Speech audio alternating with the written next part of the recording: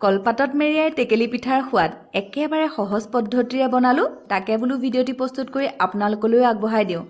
অসমীয়া সমাজৰ পৰম্পৰা এই পিঠাবিধ সকলোৱে প্ৰিয়। কলপাতত মেৰিয়াই খালেও যে স্বাস্থ্যৰ পক্ষে উপযোগী সকলোৱে নিশ্চয় জানেই, নহয়নে? ৰাতিপুৱাই অকণমান নাৰিকল মিহি মিহিকৈ কুটি লৈ মিক্সিতে মাৰি ল'লোঁ। গুড় অকণমান দি 2 মিনিটমান সময় ভাজি এতিয়া পুৰখিনি নমাই ৰাখিলোঁ।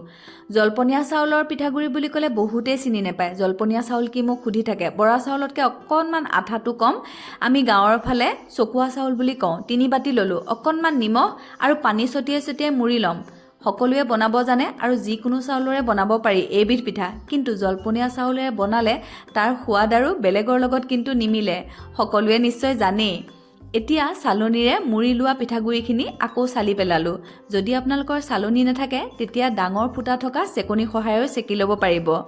এমুঠি দিয়াৰ পিছতে এতিয়া কলপাতত অকণমান গুড় আৰু নাৰিকলৰ পুৰ দিলোঁ। তাৰ ওপৰতে আৰু অকণমান পিঠাগুড়ি দি এই ধৰণে দুমুটুক কৰি ল'লোঁ।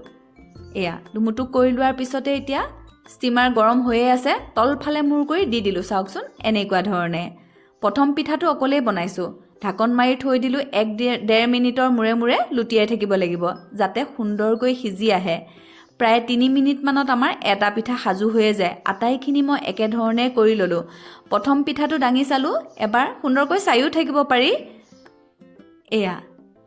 আৰু অকণমান সিজিবলৈ বাকী আছে।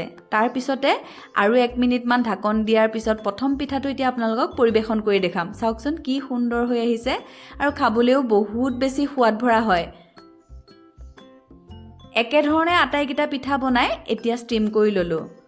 আদা অকণমান লাল চাহৰ লগত দি পৰিৱেশন কৰিলোঁ। কি যে সোৱাদ ভৰা।